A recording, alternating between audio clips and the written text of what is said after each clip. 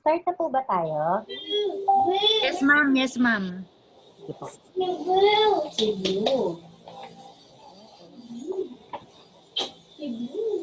Sir Apple, nandyan ka na po. Morning, ma'am. Morning po. Okay. So to our very loving principal, department heads, teachers, and to our guest speaker, a pleasant day to everyone. It is with great pride to welcome you to our professional meeting with the theme Strengthening and Empowering QC Math Teachers in Adapting the New Normal Way of Education. Let's start this wonderful day to our Divine Creator's guidance to be led by Mrs. Myrna Lagne. And then followed by the nationalistic song which will be presented by Mr. Eduardo Bedco.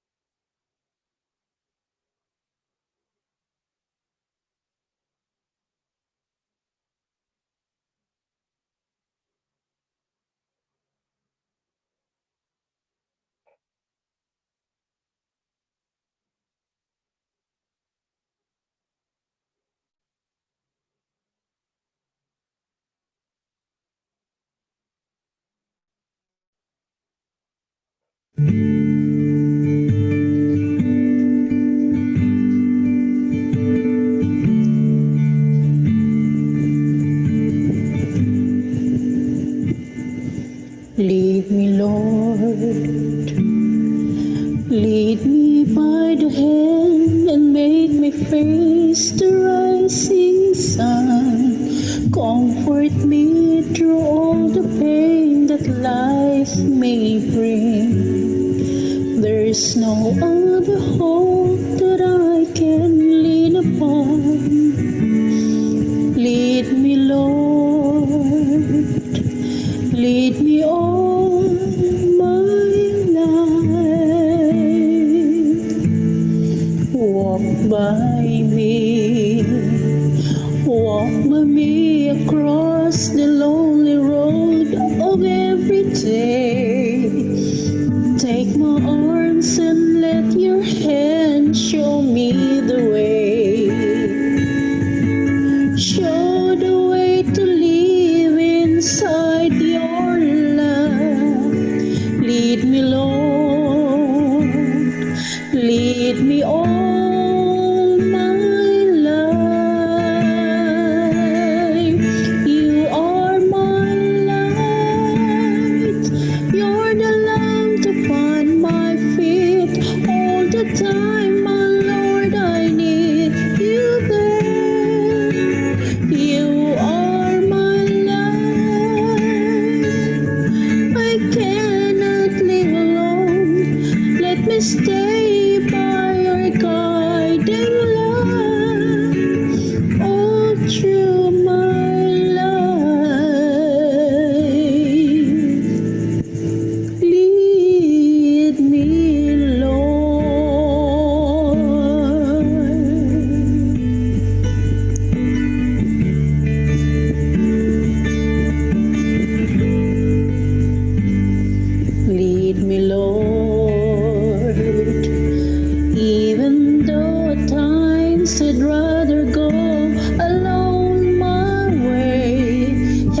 take the right direction, take your road.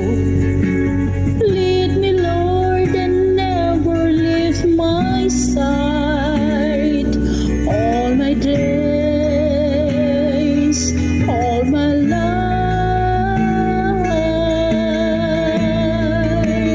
you are my light. You're the lamp upon my feet. All the time, my Lord, I need you there. You are my life.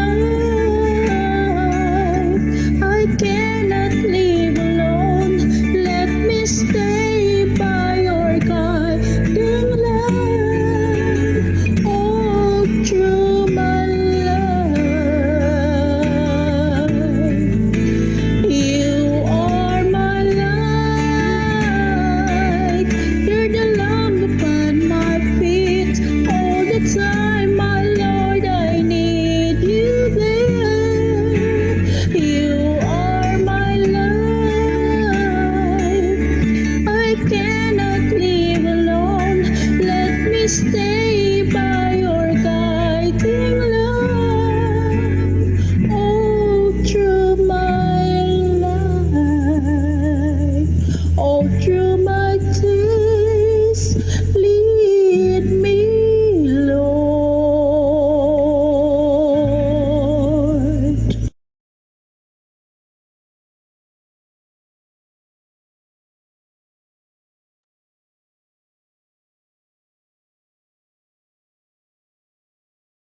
Pilipinas, lupain ng ginto't bulaklak, pag-ibig na sa kanyang palad, nag-alay ng ganda't dilag, at sa kanyang yuwi at ganda, dayuhan ay naalila.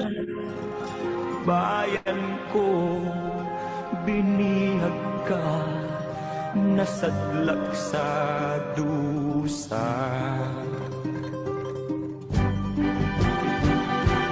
Ibon mang may layang lumipad, kulungin mo at umiiyak.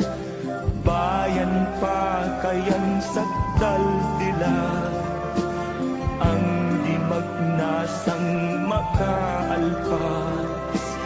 Pilipinas kong minumutya, pugad ng luha at dalita, aking adhika, makita kang sakdal laya.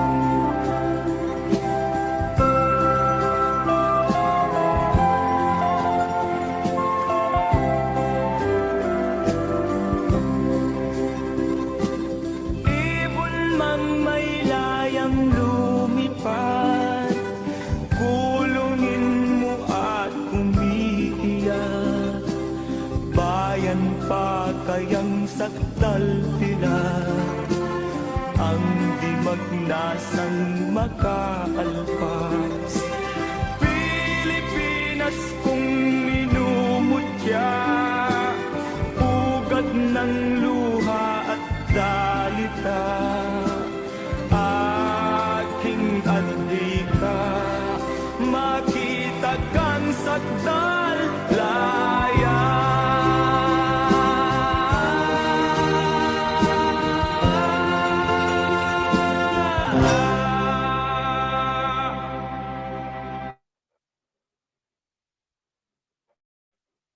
To keep this day more inviting, may we call on Mrs. Rosalie Competente for a roll call.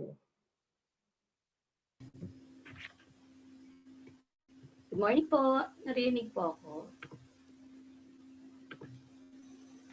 Good morning. Yes po, narinig po kayo. Morning, Good morning ma'am. po sa lahat. Para po sa ating attendance, isa-isa ko pong tatawagin ng bawat departamento at lahat mo ng teacher sa inyong department ay inaanyayahan po ng magbukas ng kanilang camera para po sa picture taking. And may I request also one representative from each department para po magsabi kung kumpleto po kayo or kung kumpleto po ang teachers ninyo. Okay po? Umpisahan po natin sa ESP department. ESP. May I request to on your camera, lahat po ng ESP teachers? Good morning po. Present. Ilan po? Okay. Yung iba po, may klase Wala pa na- po, hahabol po. So, 8 po kami. Susunod yung iba. May klase pa po. Okay. Okay, picture po muna, ma'am. Ready po? Picture daw, sir. One. Open your cam. Lahat po ng ESP teachers. Ngiti po muna tayo ng O, maganda. ESP. Open daw ng cam. Ah, Okay, ready on po. 3, One, okay? On two. 3. 1, 2, 3. Salamat po. Thank you po sa ESP. Next po, AP department po. AP department. May I request to on your camera, lahat po ng AP department. Morning. Morning po. Okay, kompleto po ba ang AP department? Any representative po?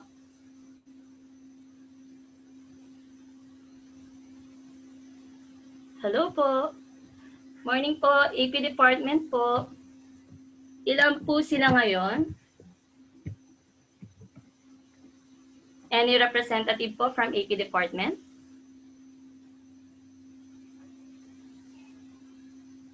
Sir Don, how about, wala si ma'am ano eh. Sir, nakamute po. Ma'am, kasalukuyan pa lang ako nagbibilang. I'll just Okay, update later kung ilan po yung nakapasok. Thank you. Okay, so lahat. Okay, on 3. 1, 2, 3. Salamat po. Thank you po, AP department. Next po, PLE department po. I request to on your camera, PLE department. Hi, good morning. Good morning. As of now, hindi ko lang alam kung ilan na yung nakapasok kasi may klase pa yung iba, no. Siguro pag nag-open na sila ng cam, doon na lang natin makikita kung ilan yung nandyan. Open your cam, TLE department, yung mga teacher ko, magbukas po kayo ng camera dahil kukuhaan po tayo ng attendance. Okay. So on 3. 1, 2, 3. Salamat po. Ma'am, thank you, ma'am. Ano na lang po. Maraming salamat. Good morning, ma'am. Thank you po. Thank you po, PLE department. Next po, Filipino department po. Filipino department, may I request to on your camera, please. Thank you. Good morning, Ma'am Duca. Good morning, Dr. Belen. Good morning po sa lahat.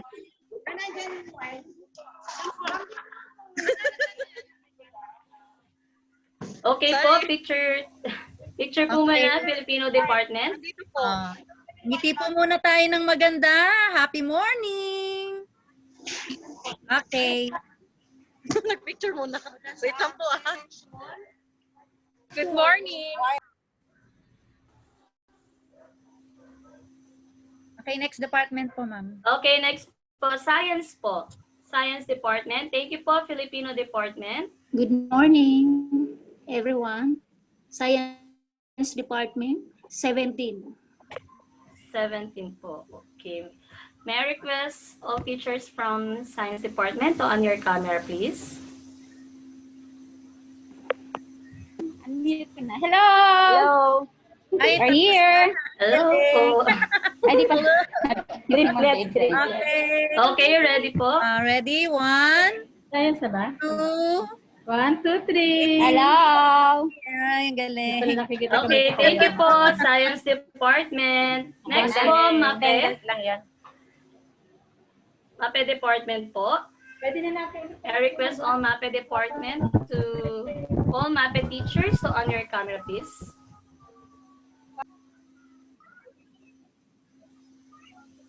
MAPE teachers po. MAPE teachers po.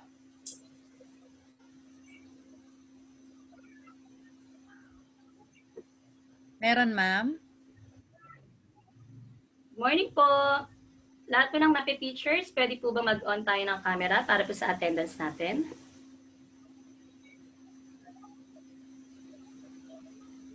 Okay, so mukhang sila lang po, Ma'am Judith. Okay. Okay, ready po. 3, 2, 1. Okay, next po, English Department po. English Department po. May I request to on your camera, please. Lahat po ng English teachers po.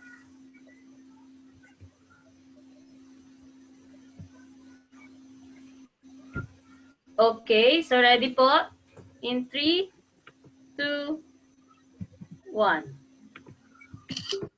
Okay, thank you so much po, English Department. And last po, Mathematics Department po. On your camera, please. Lahat po ng math teachers.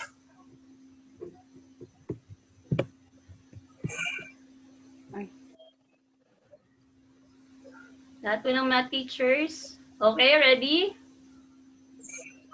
Ma'am Judith? Okay. On 3, okay. 3, 2, 1. Okay. Okay, salamat po sa lahat ng departamento at good morning po muli sa lahat. Thank you. Okay, good morning and thank you po, Ma'am Ross. We, the mathematics teachers, are actually so blessed for having an enthusiastic and encouraging department head like Ma'am Judith Bautista. Hi, Ma'am Judith. Good morning po. And I'm actually very much excited to hear her welcome remarks. So, Ma'am.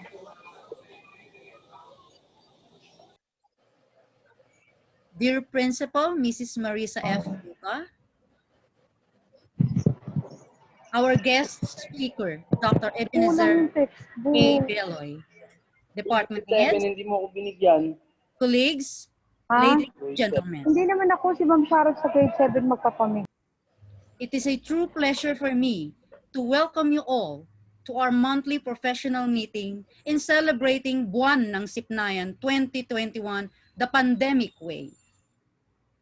I would like to express my appreciation to all of you who are here today and made this event possible, headed by our very supportive principal, Ma'am Duca. Today is another step in moving forward, for we are to learn new ways to cope with the new normal of teaching, and that will empower us in meeting challenges in the present situation we are in now. I am looking forward that today's topic will encourage and motivate us in the world of chosen career as teachers and educators of future leaders and great men and women of our country. Our topic for today will surely make us feel fine. Days will be great and surely will make us smile in every teaching day. We are lucky to have someone that will help us to understand, to learn from it, and teach us how to apply these lessons in our daily life. In a quotation made by Christopher Robin, and I quote, "You are braver than you believe, stronger than you seem, and smarter than you think." As I welcome you all today and see your presence, you have made me believe your bravery. You have shown me your strength and made me think of your smartness. Welcome, and let us enjoy the day ahead. Thank you. Thank you very much, Ma'am Judith. I know most of us are excited to be recharged. with new information to our guest speaker for today, which will be introduced by Mr. Anthony C. Betco.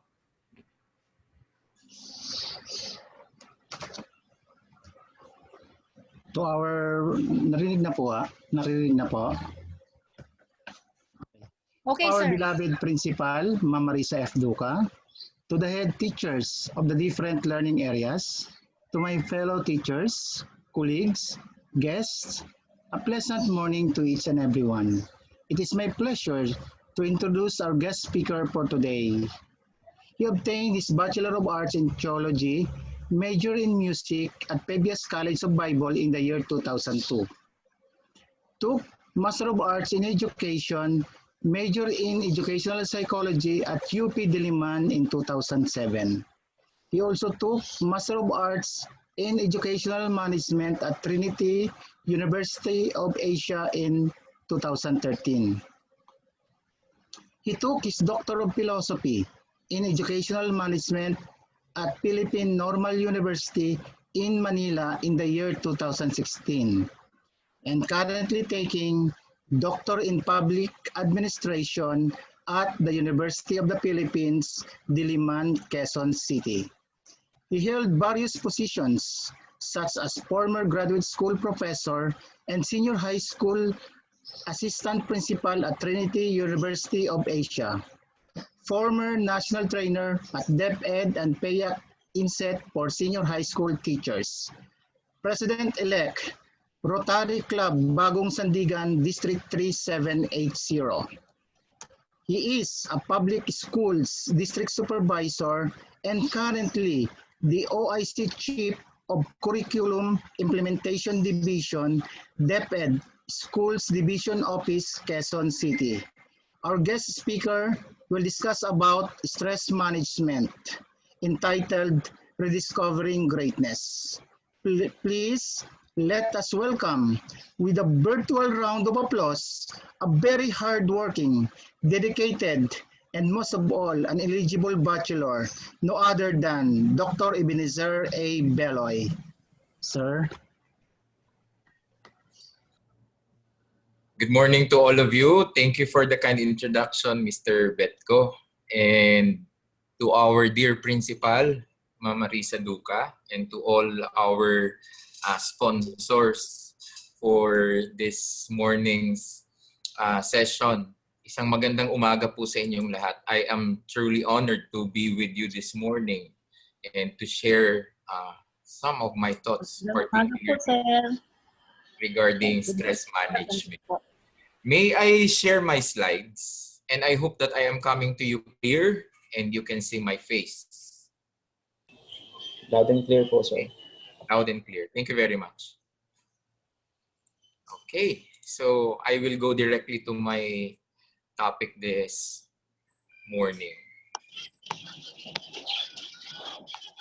Okay. Nakikita nyo na po yung slides ko? Yes, sir. Oo, pero hindi siya gumagalaw. Ayan. Okay. So, good morning to all of you. I was invited sometime last December to be with you this morning, and particularly the topic that was given to me is stress management. So, part of my talk this morning will be stress management, but I integrated some of my thoughts in similar topics that are relevant so that I will be able to discuss stress management thoroughly. Okay, so magandang umaga sa inyong lahat. I entitled my presentation this morning, Rediscovering Greatness in the New Normal in Education, focusing on stress management. And I hope that you will stay with me for the next 1.5 hours of my talk this morning. You will notice that I will sometimes be talking too fast. Baka kasi kulangin ako ng oras. Okay? But I have only one pakiusap sa lahat ng nandito sa umagang ito, no? For our Santa Lucia High School teachers, I hope that you will listen attentively. Alam ko na iba-iba tayo ng personalidad, no? Alam ko na iba-iba tayo ng pinanggagalingan. At alam ko rin na maraming matatalino sa inyo or lahat tayo matatalino. I will appreciate much if you will listen attentively and have some introspection. No, kalimitan kasi pag nanonood tayo o nakikinig tayo ng webinar, we try to think and overthink, and we try to challenge the thoughts or the contents or the sharing of the speaker. When you start questioning and interacting sa inyong isip kung ano ang pinagsasabi ng speaker, mawawala kayo sa sinasabi niya. Okay, so I hope that you are not also multitasking. Okay, please give me time to share to you my thoughts this morning. Some of my thoughts might not be acceptable to you, but I think please just keep an open mind. Okay, para magkaintindihan tayo sa umagang ito. If my thoughts are referring to you, so be it. Kung kayo yung sinasabi ng mga sinasabi ko, ng mga sasabihin ko, so be it. But my purpose is just for you to be great and rediscover your greatness again in this new normal. Let me start with by sharing to you, hindi gumagalaw. O yan, ito nakaka-stress.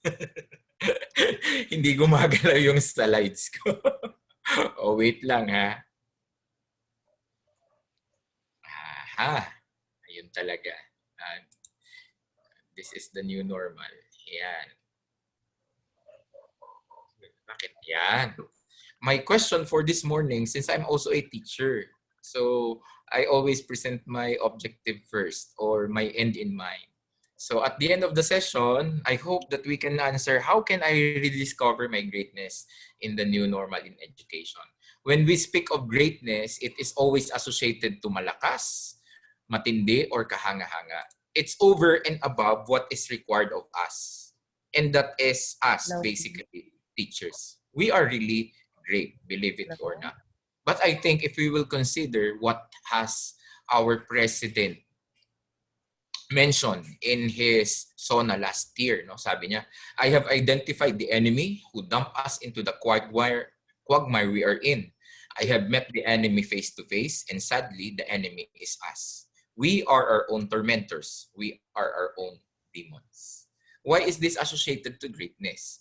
Because basically we are not perfect individuals. No? We have our strengths and our weaknesses. But sometimes our weaknesses will always overshadow our strengths. Na nangyayari yung ating mga greatness ay talagang hindi natin na ipapakita. Okay. So this morning, I want you to focus and listen to me attentively. I will start by sharing that ako ang nakatakda at nakatakda. Kayo at ako ang takda at nakatakda. Bilang mga guro sa Department of Education, tayo ay binigyan ng pagkakataon or opportunity, or we are blessed to be part of this system. No one else. No? Hindi yung inyong kapitbahay, hindi yung inyong kapatid, or yung iba sa atin, may mga kapatid na guro din. Pero, if we will reflect, no, sa dinami-dami ng tao sa Pilipinas, isa kayo sa tinawag na maging guro. And it is a privilege. And it's not only a privilege, but it is also an opportunity for you to really work hard for the calling that has been entrusted to you. Okay. But our problems are persisting right now. No? Nag-iiba. During the 1969, okay, pag ang mga bata, mabababa ang grades, ang pinapagalitan ng magulang ay ang mga anak. But sad to say, at this present time, no? Okay, pag mababa ang grades ng mga bata, ang pinapa-explain si teacher. No? That is causing a lot of stress to all of you and to all of us. Diba? We are always on the lookout of our parents. No? They have always justification bakit hindi natin naturuan ang ating mga anak o ang kanilang mga anak. Particularly now in the new normal of education, no? Pag mataas ang mga grades, hindi sila nagrereklamo. Pero pag mababa ang grades, okay, expect that you need to show to them justification why mabababa ang grades ng kanilang mga anak. And also, we need to consider the evolution of students. No? Dati, the parameter or the indicator na ang mga bata ay nag-aaral o ang school ay magaling ay maraming librong dinadala. Okay? But in our present time, we are now encouraged to digitize all our materials, and also to find ways that our learning resources are accessible to all our students by using changing. No? Sabi ni Maslow, in his Maslow's hierarchy of needs, di ba? Kailangan daw yung pinakamaba doon sa pyramid, we need to satisfy our physiological needs. Just to survive, no? Kailangan may bahay, may pagkain, may tubig, no? At may hangin. And from that, nagde-develop, no? We are also aiming to satisfy our safety and security needs, our social needs as well, ang ating mga kaibigan o ating mga families. And of course, because of those three, umaakyat yung ating self-esteem, yung ating confidence and achievement. And hopefully, we are able to experience self-actualization. No? We are now not only knowledgeable, but we can really exercise our creativity, we can solve problems, we can be authentic, nagiging totoo tayo sa ating mga sarili, and we are spontaneous in so many things. I think that is the parang goal ng lahat ng tao, maging self-actualization. Pero nga, dahil sa nagbabago ng panahon, di ba, our basic human needs, sabi nila, ang pinakababa ngayon, Wi-Fi. Di ba? We are so irritated kung walang signal. Di ba? Pumupunta tayo sa restaurant, pumupunta tayo sa coffee shop na merong Wi-Fi. And even our students, no, they cannot focus on their studies kung wala talagang stable na internet connection. For some, this is a joke, no? But for many, if you will really reflect on this, since we are now in the digital age, okay, technology and access to internet is really important. Question: are children different today than they were in the 1930s? Naisip nyo ba yun? Magkaiba ba? Okay, our immediate answer will be yes, no? But if we will look into this, let us separate two principles that we can derive from this question. Number one, children are not biologically or psychologically different than earlier generations. That is one. They are not different biologically or psychologically because of the genes. Kung ano ang genes ni tatay at ni nanay na ipasa sa anak, yun yun. Hindi nababago ng panahon yun. That is the nature. But change in socioeconomic, cultural conditions, however, do affect our children's behavior to appear different from earlier generation. That is true. Yung number one, yung nature, hindi yung nagbabago. Pero the nurturing aspect of the growth and development of our kids would really differ. That is the answer. Okay. Particularly now that we are facing this generation of learners, we call the I generation. Those kids who were born 2010 to 2025 are called the I generation or the generation alpha. Okay? Sila yung marunong sa smartphones kahit hindi pa marunong magbasa. Sila yung into artificial intelligence. Sila yung nakakakilala kay Siri, kay Alexa, or kilala nila ang Google Assistant. If you are not familiar with Siri and Alexa, you ask your kids kung sino sila and they will introduce you to Siri and Alexa. Okay, next. We have also to discover that now, in the new normal, wala nang isang framework or nakagisnan na template na can encapsulate or can really force us to learn, diba? Now, in the new normal, we are encouraged to have a new set of dispositions and habits. We call this rhizomatic. It might appear to others cruel. Okay, sabi nila, cruel schools are mean. Make excellence always a necessity. In this belief, diba, marami na pwedeng technology applications and opportunities that our students can use to learn. Okay. This reality might give us a lot of stress because for teachers, that would mean change. And change would mean a lot of what? That would mean a lot of relearning from each and every one of us. Hindi siya madali. Okay. Now, the basic question that I would like you to answer this morning is this. What kind of teacher image are students seeing us? Marami sa inyo siguro na nagtuturo na ng 30 years, 25 years, 20 years, 15 years, 10 years, or 5 years.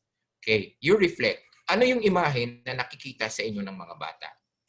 Pangalawa, what kind of teacher image should our students see in us? Yung una ko pong tanong, sinasabi, ano yung nakikita ng mga bata? Yung pangalawang tanong, ano yung imahe na nakikita na totoo ng ating mga estudyante? Whether we are here in the new normal of education, na kahit hindi kayo masyado nakikita ng mga bata, mas lalo tayong dapat nagiging mapanuri at maingat. Particularly if you are doing online classes. Okay? Hindi nyo alam kung anong tumatakbo sa mga utak ng ating mga estudyante. At hindi rin natin nakikita kung sino ang kanilang nasa mga paligid. No? Whether you like it or not, they will really see what kind or in their perception, anong klase tayong mga guro. Kaya nga, di ba, if you are doing online classes, all the more that you really need to what? Improve your image as a teacher. Okay. Giving you my point this morning. A teacher is a combination of something you are or some things you are. We call it character. Ito yung sinasabi natin. And some things you do. Competence. To put it doon sa pinakasimple na pananalita, yung character po ay yung dating natin. Okay, ask yourself, kung katabi nyo yung anak nyo o katabi nyo yung asawa nyo, you may ask them, dating teacher ba ako? Okay? Character, di ba? Alam ba ng community or alam ba ng kapitbahay nyo na kapitbahay nyo for 10 years or 15 years na isa kang guro? Di ba? Or nagugulat sila, ako teacher pala to, ang tagal-tagal na natin magkapitbahay, ngayon ko lang nalaman na teacher ito. Okay. Second, okay, marami pang aspeto yung dating, no? Yung character. Siyempre, pag-uugali natin, our values, okay, should be based doon sa ethical standards ng ating pagiging professional teacher. Okay. And second, galing. Oo nga, may dating teacher ka, maganda kang manamit, maayos kang kumilos, pero ang second question, magaling ka bang guro? Kasi it will require content also. Diba? Yung competence na sinasabi natin. Okay? Baka puro ka lang galing, wala kang dating. O baka puro ka dating, wala kang galing. Okay? Kaya nga, being a teacher is a combination of both. Sir, pwede bang 50-50? I guess you need to level up. Diba? Dapat 100-100. 100% ang dating, 100% din ang galing. That would mean, yung galing nyo, yung competence, kailangan palagi nating ini-improve. Okay? We learn. Okay? And we continuously improve through our LAC sessions, our webinars, and so many more opportunities. Yan. We consider our teachers as players. Okay? Ito ay, sige ha, mag-reflect tayo, no? Okay. Teachers who don't want the ball. Okay. Teachers who want the ball but shouldn't. And teachers who want the ball and should. These are the types of teachers that we really need to reflect with. Diba? Tingnan nyo yung inyong mga sarili. Teachers who don't want the ball, walang kaya. Okay. Walang kaya in so many aspects because of a lot of things to do. Diba? So, preoccupied masyado si teacher. Overloaded si teacher. Diba? Hindi niya na kinakaya ang trabaho. Wala na talagang kaya. No? Suko na. Okay? And it is giving you a lot of stress. Teachers who want the ball but shouldn't, kinakaya. Diba? Siguro hindi na natutulog si teacher. No? Sa dami ng kanyang ginagawa. And teacher who want the ball and shoot, kayang-kaya. Diba? Admittedly, in our system, meron talaga tayong mga teachers na nasa category na walang kaya, kinakaya, o kayang-kaya. This is because this is brought about by circumstances. No? Whether it's family, whether it's the community, or whether the system itself. Okay. I hope na kinakaya at kayang-kaya natin yung ating trabaho. I hope na wala tayo doon sa level na walang kaya, no? Sometimes kasi, di ba, you cannot play outside your strengths. Totoo naman yun. Okay? But sometimes you are forced to do things outside your strengths. Hindi mo kaya, tapos yung pa yung binibigay na trabaho sa'yo. So ano na lang ang magiging output? Di ba?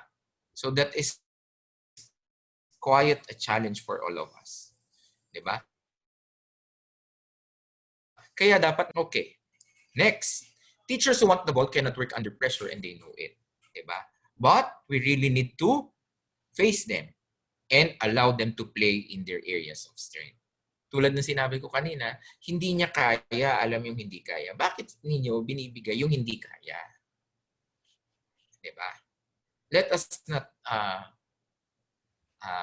play games here na sinusubukan. No? May mga pagkakataon kasi sinusubukan natin yung mga bata, no? Binibigyan natin ng integrative assessment. But that integrative assessment is not suited for a particular learner. So sino mag-a-adjust? Si student ba o si teacher? Okay? We are encouraged to do authentic assessment. Diba? Okay. Kaya nga, bago natin binibigay yung trabaho o yung performance task sa ating mga estudyante, sinusubukan muna natin kung kaya natin. Diba? Nagbigay kayo ng 20-item quiz. Diba? Sagutan muna natin kung kaya nating sagutan. At tingnan natin kung kakayanin nilang sagutan sa loob ng 1 oras, sa loob ng 2 oras. Kung ang inyong assessment or kung ang inyong performance task ay hindi nyo magawa sa loob ng 1 oras, kayo na mismong teacher, diba? We do not expect na kakawin ng bata sa loob din ng 1 oras.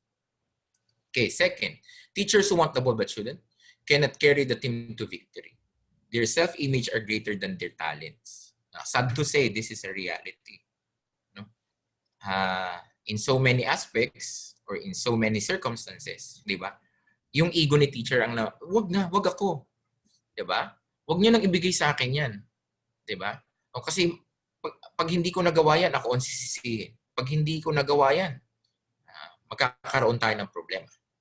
Okay? And third, teachers who want the ball and should are those who can deliver the goods.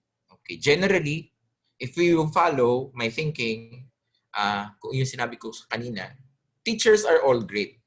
And teachers, since we are all great, we can deliver the goods that is expected of us. Okay. Number 1 na kailangan natin gawin, no? Understand who you are. Okay? Get a piece of paper. Okay, we will have a quiz. Ayan. Dahil wala naman itong tama o mali, you will just realize kung ano yung inclination nyo bilang teacher. I got this from the leadership of the animal kingdom.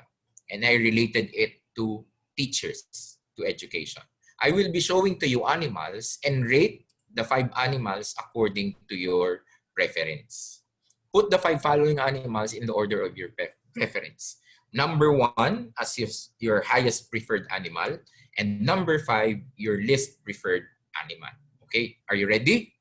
Huwag niyong iisipin ha. Pag nakita niyo yung animal, you just put number 1, number 2, number 3, number 4, or number 5. Depende sa inyong preference. Number 1, okay, cow. 2, tiger. 3rd, sheep. 4th, horse. And 5th, pig. Okay. Lagyan nyo lang sa isang maliit na papel. Lagay nyo. Ano yung dyan ang number 1 nyo? Sheep ba? Cow ba?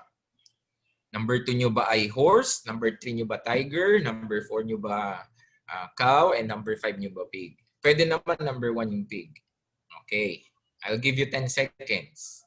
In 10, 9, 8, 7, 6, 5, 4, 3, 2, and 1. Okay. Okay. So let's interpret. If your number 1 is cow, sino yung mga cow? You just raise your hand. Career as a teacher. Alam nyo, at alam nyo sa puso nyo na kayo ay guro, ang yung pagiging guro ay yun talaga ang gusto nyong trabaho. Diba? Marami tayong ganyan. No? Career talaga. Kinakarir karir ang pagiging guro. Kung ang pinili nyo ay tiger, sinong tiger? Ako tiger. No? Pride. Yes, Ma'am Judith. Pride as a teacher. Hindi kayo nahihiya na makilala kayo bilang guro. It's not negative at all. Diba? Pag sumakay kayo ng jeep, pag namamalengke kayo, diba? At alam nyo that your profession is really something to be proud of, hindi nyo naman sinisigaw na teacher kayo. No? In all circumstances, proud kayo sa mga anak nyo na kayo ay teacher. Diba? According to a study, diba, ang pagiging teacher daw ay nandoon na sa dulo, sa top 10 na preferred courses ng mga estudyante. And one indicator or one factor na nakaka-apekto doon sa ating pagiging ganun na level, no, sa ating mga kabataan, it's because yung mga magulang mismo, yung mga teacher mismo, hindi sila proud sa mga anak nila na sila ay teacher. Diba? Giving them the impression na pag uwi natin, diba, tayo yung pinakapagod, diba, na nilalang sa buong mundo. Tayo yung pinakamaraming bit-bit sa bahay, no? Na mga test paper, mga checkables, mga notebook. Tapos nakikita ng mga anak natin na hindi naman natin chine-check. Nakikita ng mga anak natin na pag-gising natin sa umaga, yung bit-bit natin sa gabi, yun pa rin ang bit-bit natin papunta ng eskwelahan. Diba? Not only that, no? Being a teacher, diba? Yun nga nakikita kasi ng mga estudyante. No? Kaya we really need to be proud, okay, and stand tall of our profession. Third, yan, ship.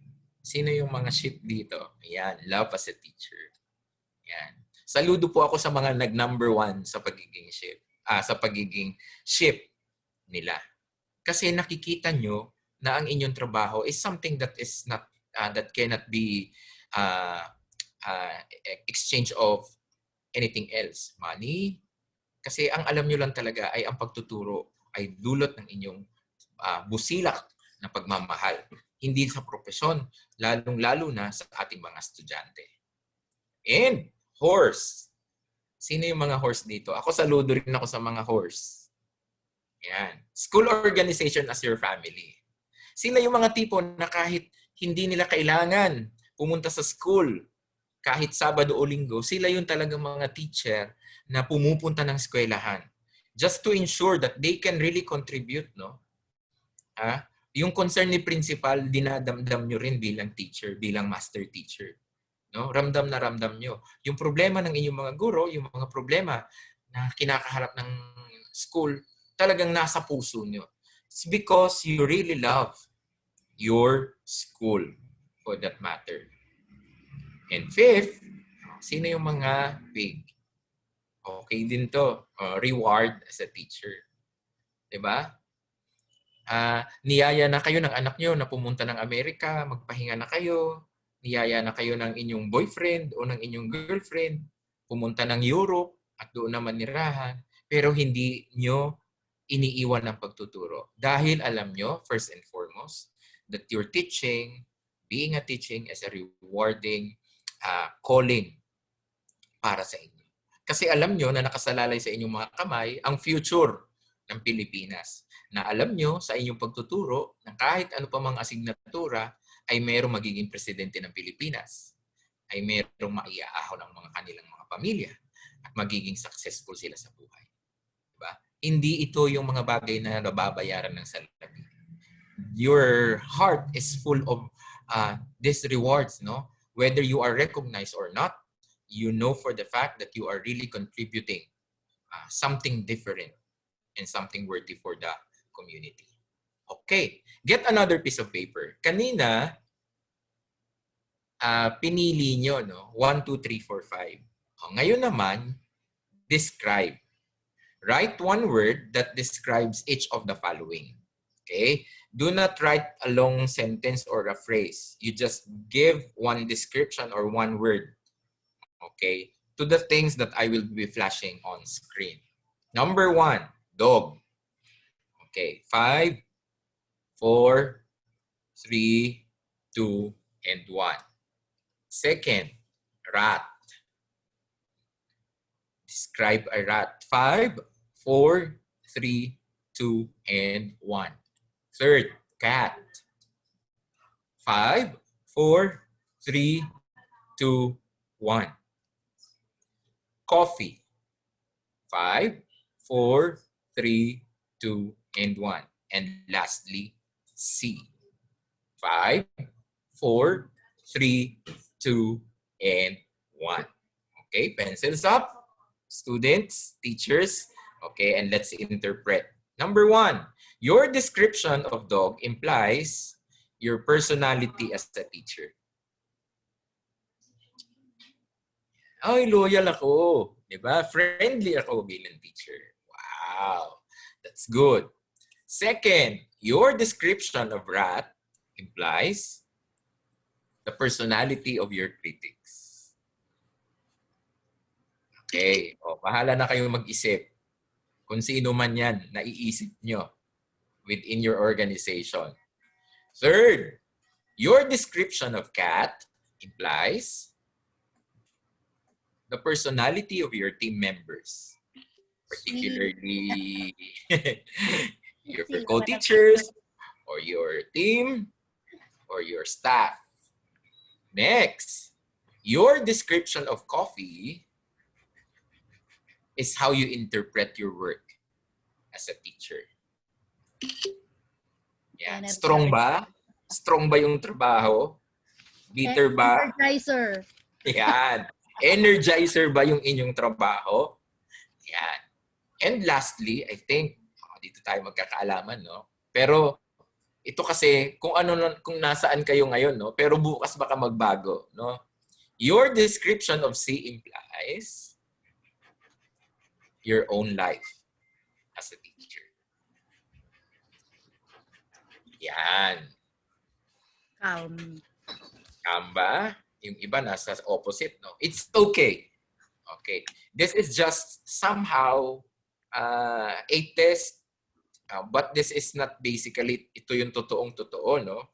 Okay. This is just giving us a picture of where you are right now in your profession as a teacher. Number 1, sinabi ko kanina, know who you are as a teacher. Second, know your teacher type and style. Okay. We attend a lot of webinars and trainings. No? Okay. But at the end of the day, upon realizing your strength and weaknesses, it's up to you to decide. Kasi hindi mo pwedeng kunin yung strategy na it is outside your strength. Remember that. Okay. You might be a person who is very good in communication, so use that strength in teaching. So tingnan natin yung mga teacher type because basically teachers are unique, though there are observable patterns. No? There is no such thing as monopoly of one strategy or strength of a teacher. Then we need to recognize that. Palakasin natin yung pamamaraan na kaya natin gawin. No? Now, there are types of a teacher. No? Si Mr. Take Charge, diba? Malayo pa lang kayo sa klase, diba? Malayo pa lang kayo sa online class niyo. Pag nakita yung pangalan nyo doon sa group chat or doon sa Zoom, lahat ng estudyante nyo nakabukas na lahat ng camera. At alam nila na you mean business. Diba? Okay. These are the strong teachers. Yung command respect ng mga estudyante nandun, no? Naririnig pa lang yung sapatos niyo, alam na ng mga estudyante what to do. Maybe because you have established a very strong and a very serious classroom management. Okay yun. Second, meron tayong mga guro na may tender-hearted. No? And this is also a strength.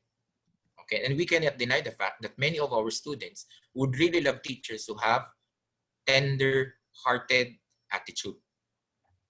Teachers who are compassionate enough to understand them and they don't judge them. Diba? Kailangan din natin yan. Teachers who are talkative. Diba? Whether you like it or not, no? Na number 1 daw na asset ng pagiging guro ay yung pagsalita. Diba? Yeah. Totoo yan. Kasi hindi pa tayo nagkaroon ng COT or ng demo teaching na hindi tayo nagsalita. Diba? Kaya nga, we are really trying to improve our communication skills every day. And hindi dapat tayo nahihiya magsalita. If you are given the opportunity to host, to be the MC, to articulate what we want to say, grab that opportunity and grab that moment to speak. Okay, number 4, Mr. Cam. Okay. Marami tayong mga teacher na ganito rin. No? Kalmado lang, nagkakagulo na lahat kasi deadline na ng submission ng grades for the first quarter at na-extend na. Okay, si teacher na ito, relax lang. Diba? That would really depend, no? But there is also a positive attribute of being calm. Because when you are calm, you can really think of the solutions that you really need to do for that moment. Diba?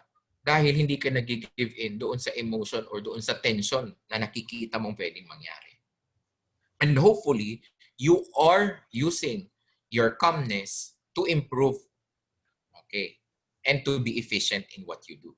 Deadline na, 'di ba? Sabi ni master teacher nyo, kailangan nung Wednesday nakapasok na lahat ng grades. Ikaw, dahil kalmado ka pa, relax ka lang, hindi ka pa nagsasubmit.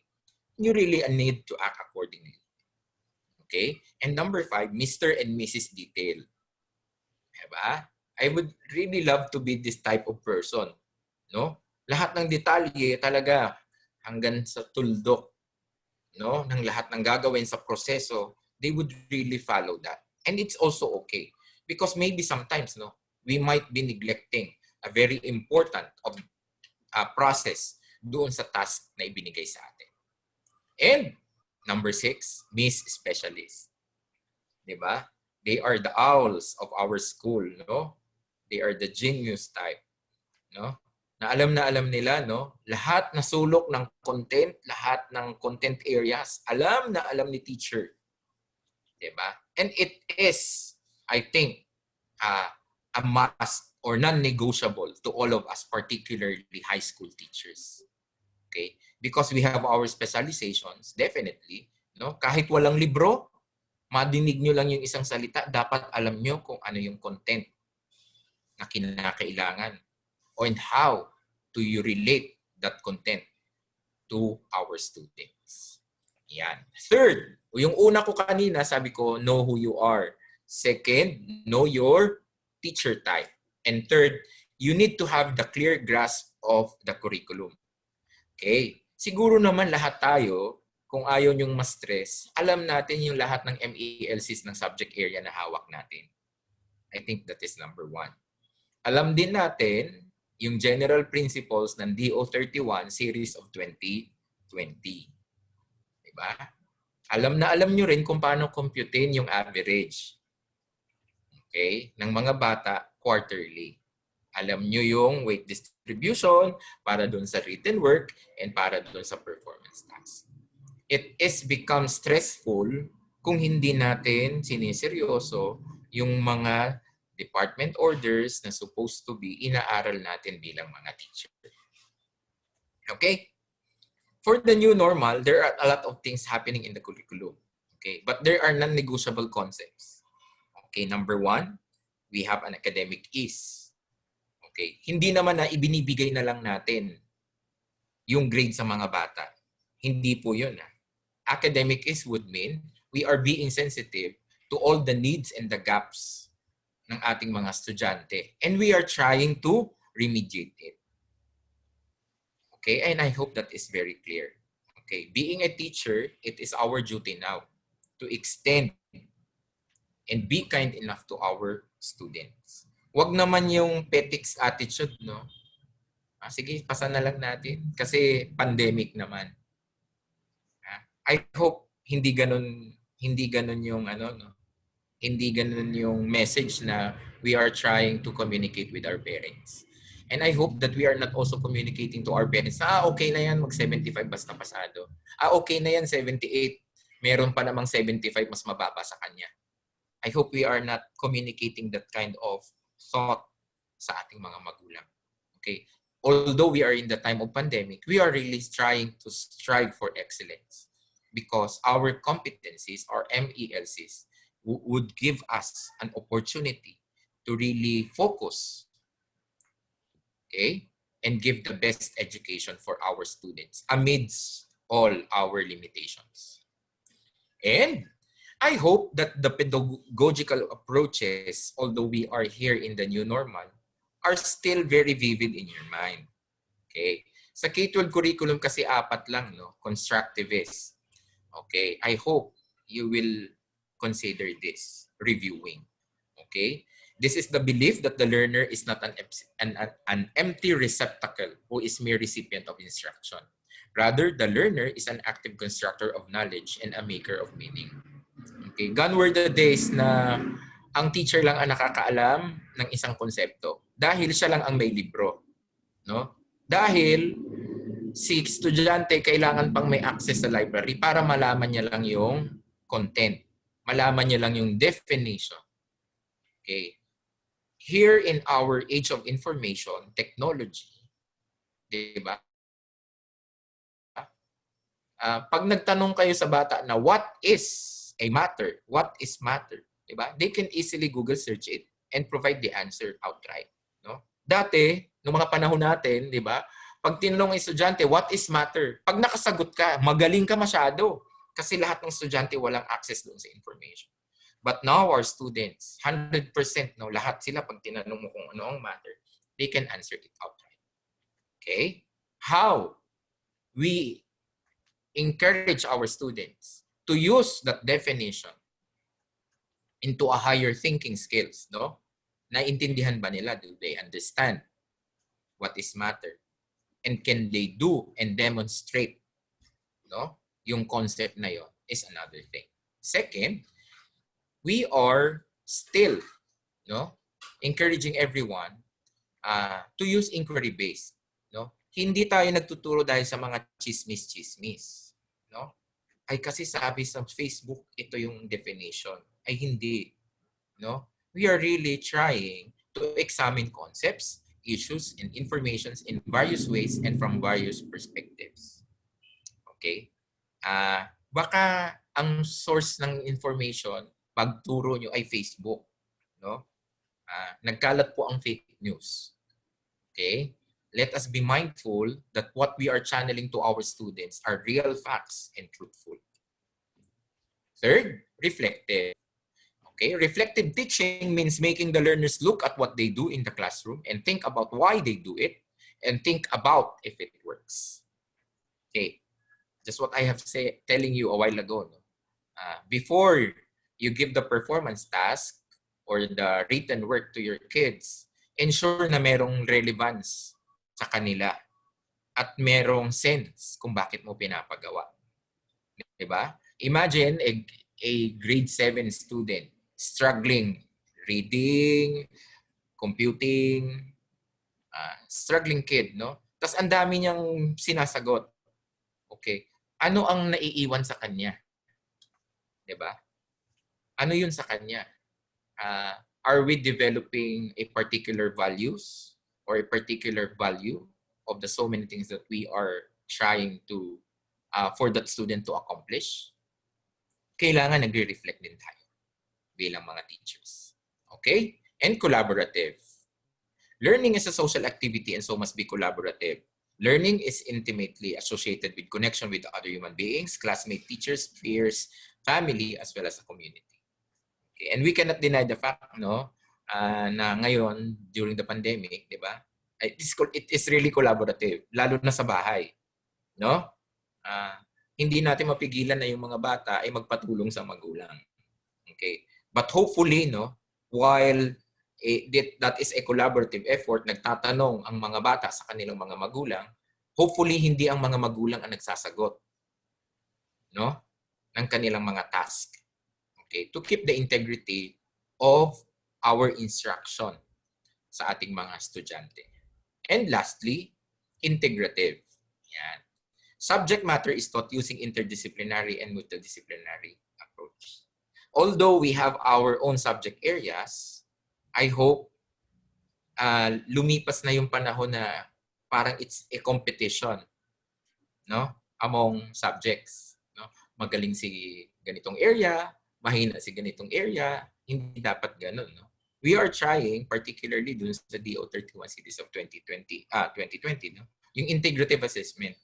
Okay, if you really try, if you are really serious to make the content and the concepts of your subject area relevant to the life of the kid, naghahanap tayo ng ways to integrate them. Ano yon sa tunay na buhay niya? No? Ano yon sa ibang subjects? Okay, interdisciplinary and multidisciplinary approach. 'Di ba? Para holistic pa rin yung development ng estudyante. Okay, I know that it is quite difficult for you to integrate, okay, sa ibang subject. But at least we need to practice it and try, no? Kahit isang integrative assessment sa isang subject area. Kasi I think it's also impossible for the 8 subjects, no, na mag-integrate sa iisa lang because of the competencies. Okay. So, we have also challenges as a teacher. Papunta na ako doon sa stress. Ayan. According to our survey, ito yung mga challenges na experience ng mga bata natin for the first quarter.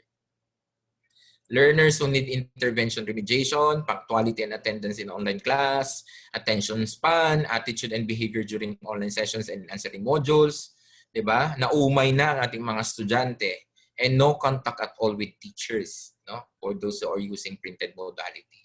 No? Tinaguan na kayo ng inyong mga estudyante. At wala na doon sa bahay na supposed to be yun ang address na binigay.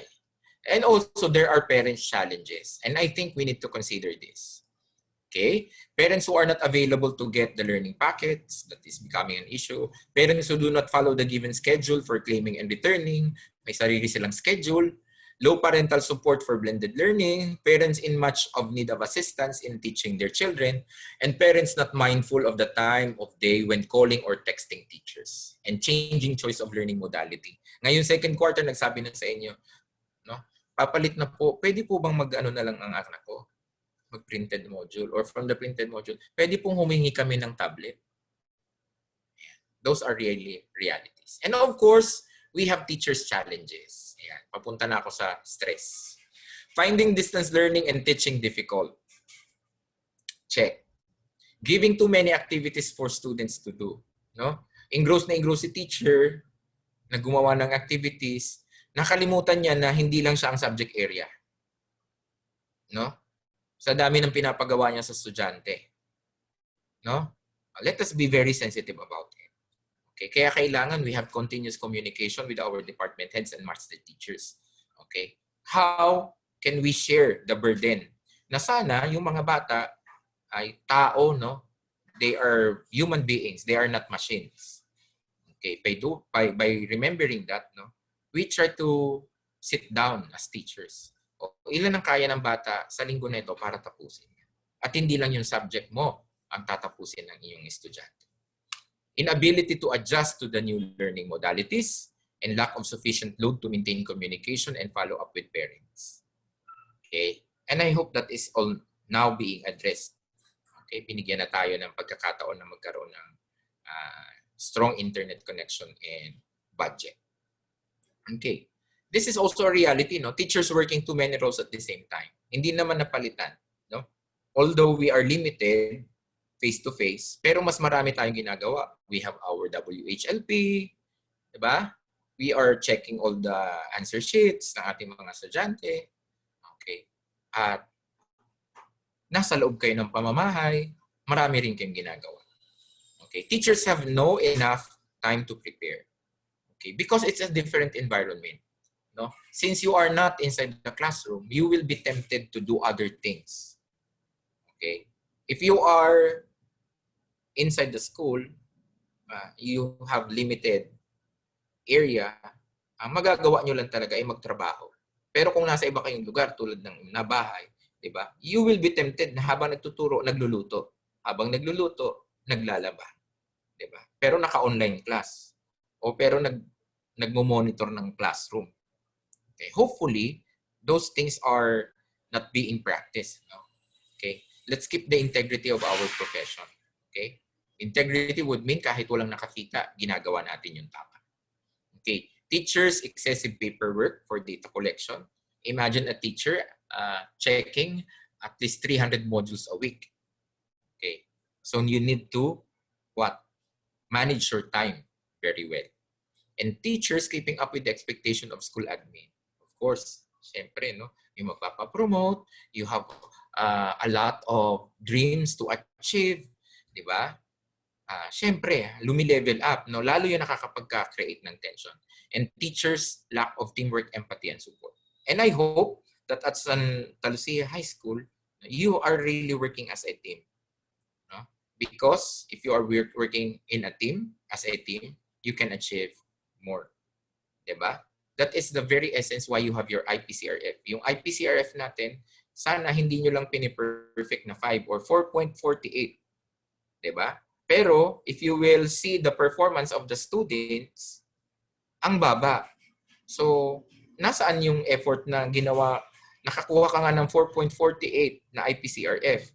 Pero yung kay principal na OPCRF, di ba? Makita niya na baba ang academic performance ng mga estudyante. Bakit hindi nag-jive? No? I think we really need to strengthen our teamwork, empathy, and support to one another. No? Kung gusto natin na ang mga estudyante natin papasa, lahat nakakapag-submit ng modules, no? We really need to do our part. Not just an individual, but as a team. Okay.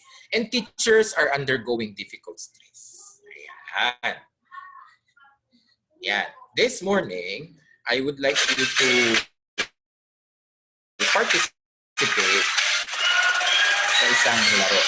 Okay? Yan. Pilipinas, stress ka na ba? Yan. Stress na. At alam ko, ibabalik ko ng ABS-CBN. Si Luis Manzano ang magiging host. Okay, let's have a short quiz. Okay, I will be giving you 20 questions. I will read it fast, twice, and you just write your answers. Ano yung inyong mga options to answer our game? Number 1, sagutin sa pamamagitan ng mga sumusunod. TT, pagtotoong-totoo sa inyo. PM, pagpaminsan-minsan. Or HH, pag hinding-hindi. Uulitin ko, you have 3 options. You write down TT, totoong-totoo, PM, paminsan-minsan, or HH, hinding-hindi. Okay, let's begin the game. Pilipinas, stress ka na ba? Stress na. Question number 1. Nakakapag-ehersisyo ako ng may 3 beses sa loob ng isang linggo. Write down your answer. Nakakapag-ehersisyo ako ng may 3 beses sa loob ng isang linggo. Totoong-totoo, paminsan-minsan, hinding-hindi. Second question. Mayroon akong sinasalihang o samahan o organisasyon sa aming opisina o komunidad. Mayroon akong sinasalihang samahan o organisasyon sa aming opisina o komunidad. TT, PM, or HH. Third question. Nakikipag-usap ako sa aking mga magulang, kapatid, o kaibigan tungkol sa aking problema. Nakikipag-usap ako sa aking mga magulang, kapatid, o kaibigan tungkol sa aking problema. TT, PM, HH. Pang-4. Hanggat maaari ay iniiwasan ko ang paninigarilyo at pag-inom ng alak. Hanggat maaari ay iniiwasan ko ang paninigarilyo at pag-inom ng alak. TT, PM, or HH. Pang-5. Tama lang ang timbang ng aking katawan. Tama lang ang timbang ng aking katawan. Totoong-totoo, paminsan-minsan, hinding-hindi. Pang-6. Nararamdaman kong wala akong problema sa pagbibigay at pagtanggap ng pagmamahal. Nararamdaman kong wala akong problema sa pagbibigay at pagtanggap ng pagmamahal. TT, PM, or HH. Pang-7. May kasapatan ang oras ng aking pagtulog. May kasapatan o sapat ang oras ng aking pagtulog. Totoong-totoo, paminsan-minsan, o hindi-hindi. Number 8. Mayroon akong kahit isang kaibigan na nakakaunawa sa akin. Mayroon akong kahit isang kaibigan nakakaunawa sa akin. It might be your husband, it might be your wife, your tatay, your nanay, or your children, or your friends, or your co-workers. Nakakaunawa sa akin. Totoong-totoo, paminsan-minsan, hindi. Pang-siyam, regular kong nagagawa ang isang libangan na gusto ko. Regular kong nagagawa ang isang libangan na gusto ko. Totoong-totoo, paminsan-minsan, hindi. Number 10, nalilimitahan ko ng isang beses sa isang araw ang pag-inom ko ng cola, kape, at tsaa. Nalilimitahan ko ng isang beses isang araw ang pag-inom ko ng cola, kape, at tsaa. Totoong-totoo, paminsan-minsan, hindi. Number 11, mayroon mang mga paghihirap, gusto ko pa rin ang aking trabaho, mag-aral at matuto. Mayroon mang mga paghihirap, gusto ko pa rin ang aking trabaho, mag-aral at matuto. Totoong-totoo, paminsan-minsan, hindi. Number 12, iniiwasan ko ang paggamit ng droga. Iniiwasan ko ang paggamit ng droga. Totoong-totoo, paminsan-minsan, hindi. Number 13, kapag ako ay may problema, mas nanaisin kong makipag-usap sa ibang tao kaysa sa rilinin ko ito. Kapag ako ay may problema, mas nanaisin kong makipag-usap sa ibang tao kaysa sa rilinin ko ito. Number 14, mayroon akong mga kaibigan sa opisina na tanggap ang tunay na ako. Mayroon akong mga kaibigan sa opisina na tanggap ang tunay na ako. Totoong-totoo, paminsan-minsan, hindi. Number 15, mayroon akong maganda at kasiyasiyang buhay pampamilya. Mayroon akong maganda at kasiyasiyang buhay pampamilya.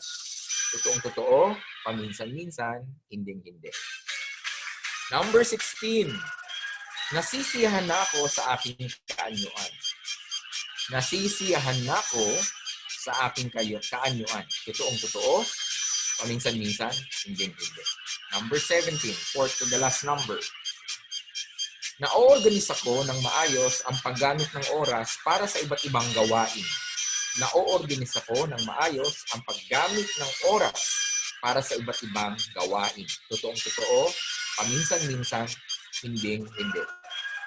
Number 18, third to the last question. Na ilalagay ko sa tamang perspektibo ang aking mga problema at nare-relax ko o nakapakalma ko ang aking sarili kung kinakailangan. Na ilalagay ko sa tamang perspektibo ang aking mga problema at nare-relax ko o napapakalma ko ang aking sarili kung kinakailangan. Second to the last number. Sinusuportahan ako ng aking mga magulang o asawa o mga anak sa mga bagay na ginagawa ko. Sinusuportahan ako ng aking mga magulang, asawa, mga anak sa mga bagay na ginagawa ko. And lastly, number 20, mayroon akong oras para maging totoo sa aking sarili. Mayroon akong oras na para maging totoo sa aking sarili. Okay, so those are the 20 questions. And this is the time now to interpret at bigyan ng score or puntos ang inyong mga sagot. Kung ang sagot nyo ay totoong-totoo, give that answer 1 point. Kung ang sagot nyo ay paminsan-minsan, give that answer 2 points. At kung hindi, bigyan nyo ng 3 puntos. Okay po ba? Okay. So mag-add po tayo, no? Starting now. 1 point for totoong-totoo, 2 points for paminsan-minsan, and 3 points for hindi-hindi. And you add your scores. Okay? I will be giving you 30 seconds or 20 seconds to answer or to compute. Okay? 20. Baka ma-stress kayo. Hindi na lang ako magbibilang. Okay? You just open your mic and say done if you are done with the computation. Done po. Ay, Math Major. Ang bilis. Dan po. Yan. Ang very saya, good. Dan. Finish. Finish. Mabuti additional lang, finish. Addition lang, ano? Oo. Buti addition Filipino lang. teacher, Filipino teacher eh. O, sige lang. Dan. Dan. Very Ang saya, good. sir, ang saya. Okay. Stress ka na. I'll count. 15, 14, 13, 10. 13, 10. Hindi ako marunong magbilang. 13, 12, 11, 10, 9, 8, 7, 6, 5, 4, 3, 2, and 1. Okay, let's interpret. Katuwaan lang to ha. Huwag niyo masyadong seryosoin. Pwede magbago and you can go back to the questions. No? Okay. Kung ang sagot nyo ay 1 to 20, sino nakakuha ng 1 to 20? Raise your hand. Yan. Ibig sabihin, kaya-kaya nyong tugunan at mapagtagumpayan ang stress. Yan. Meron ba naka 1 to 20? Most likely wala. No? 20 above. Mahirap siya. Mahirap siyang i-achieve. Okay. I think dito sa middle marami. No? 21 to 40. Yan. May pagkansensitibo ka sa stress. Yan. Sir? Yes. Sensitive. Ayan. Okay. Meron bang tanong? May pagkansensitibo ka sa stress. Suriin at balikan ng iyong kasagutan. Maaring magbigay sila ng magandang explanation sa ano pang pwedeng gawin. Okay. This is normal, no? Because again, every day we experience different stimulus in life and experiences. And it really affects yung ating stress level or yung ating stress management. And lastly, 41 to 60. Yan, mag-ingat. Sikaping paunlarin ang mga kakayahang makiangkop para mapagtagumpayan ang ating stress. Now, okay, if you are here in 41 to 60, don't be so lonely about it. No? Ako minsan nandyan ako sa level na yan. No? Depende sa panahon at depende doon sa mga pagsubok na dumadating sa buhay natin. Okay. Just to give you an idea, ayan. May tunog pa pala yun. Ayan. Let us discuss briefly kung ano yung stress. Madali lang ito, saglit lang. In 2 minutes, I can discuss this to you. Stress. Ano ba yung stress? Basically, ito ay nag-umpisa kay Dr. Hans Selye. No? Sabi niya, anything that affects the equilibrium of a person, yung equilibrium natin, yung balance natin, we can call it stress. No? And sabi niya, the absence of stress is death. So, that is really true doon sa mga kasabihan natin. No? Wala ka ng problema, baka ready ka na magpahinga. Diba? Kasi habang nabubuhay, no, every day of our life, we will really experience certain amount of stress and challenges in life. And that is also biblical. No? That is also biblical. No? We will always be facing a lot of challenges in life.